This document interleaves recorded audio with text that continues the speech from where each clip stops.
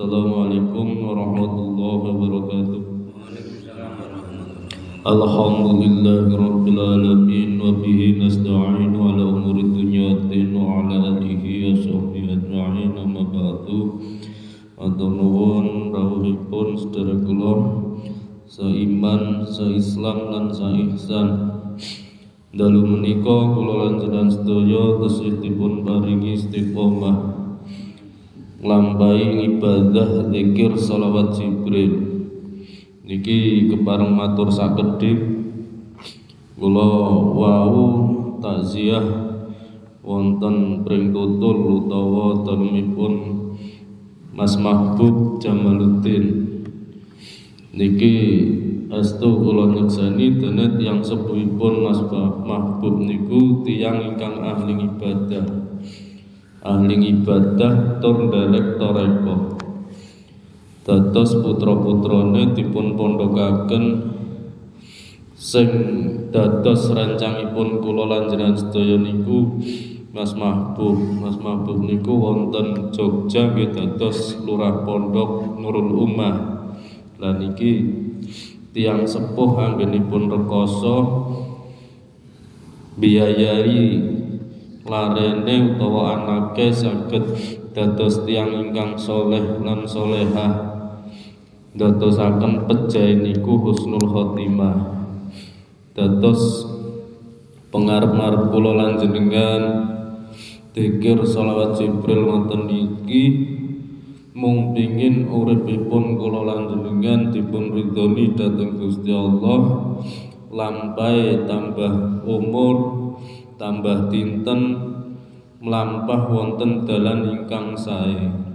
Tegese dalan ingkang dipun ridhoni Gusti Allah njur dadosaken benjang kula lan jenengan sedaya pejah husnul khotimah, dipun iringi, dipun tuntun dhateng guru-guru kula lan jenengan, dipun sandangi ngangge kalimah la ilaha illallah. Dados medale ruh kula lan jenengan ngangge klambi utawa klambine shalawat Jibril utawa kalian kalimah la ilaha illallah.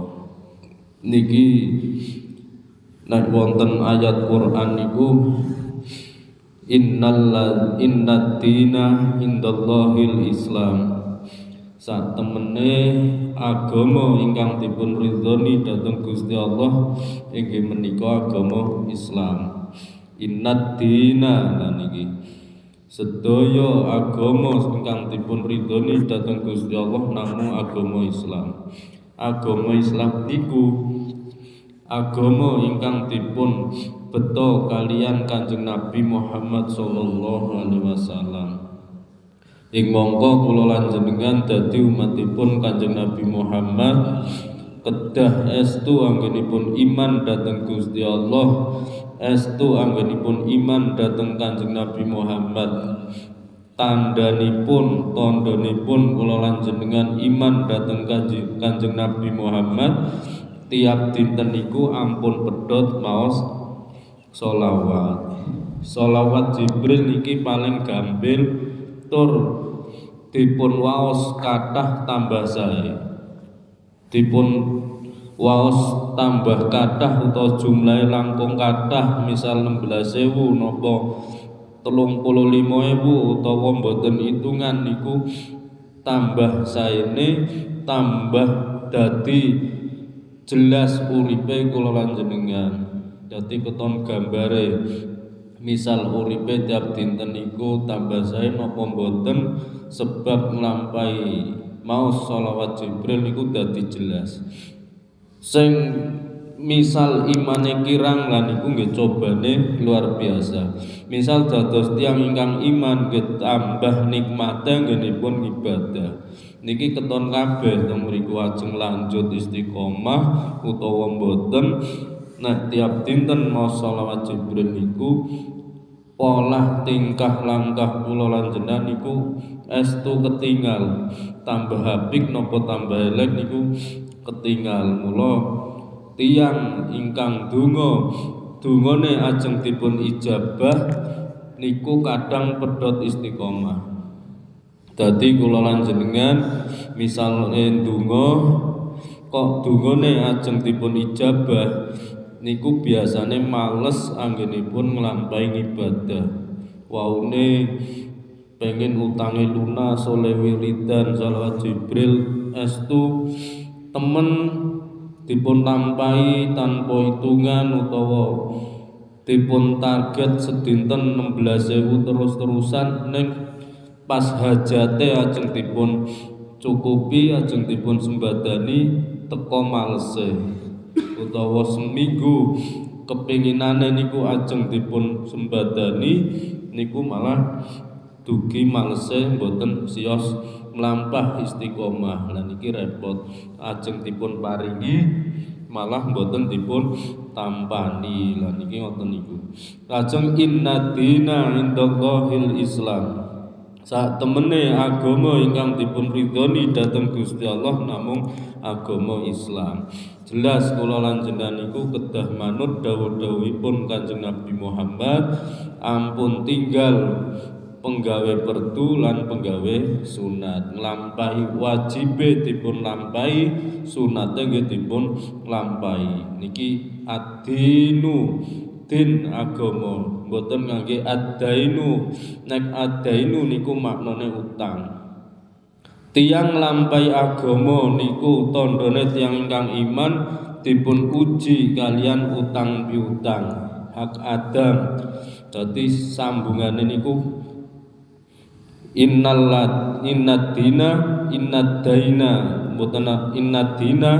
indallahil Islam dadi di kasroh menawi dipun fathah dadi utang kewajibane kula lan jenengan wonten alam donya niku ngutangi dhateng Gusti Allah ngutangi perilaku ngamal sae dadi din niku agama ad-dainu niku utang piutang.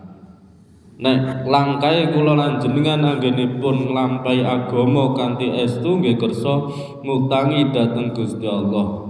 Dadi ngutangi Gusti Allah tegese napa kabeh ngamal fardu lan sunat niku dipun lampahi. Dadi benjang menawi pejah kula lan jenengan dipun serutang dhateng Gusti Allah. Niku tegese ganjaran anggenipun kula lan jenengan nglampahi ibadah.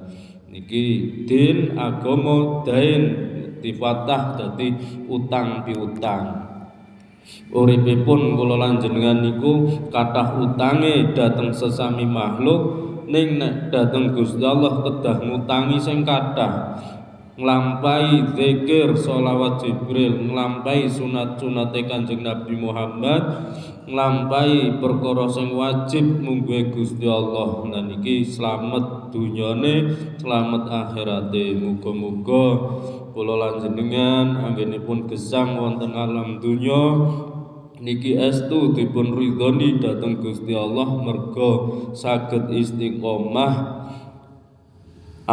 posisine kondisine napa kemawon saged istiqomah zikir sholawat boten tinggal penggawe perdu lan penggawe sunat. Allahumma amin. Muga kanthi zikir sholawat Jibril niki kula lan jenengan estu dipun ridhoni dhateng Gusti Allah sedaya kerupekane urip wonten alam dunya ndadosake ridhone Gusti Allah ndadosake slamet dunya lan akhirate. Allahumma amin.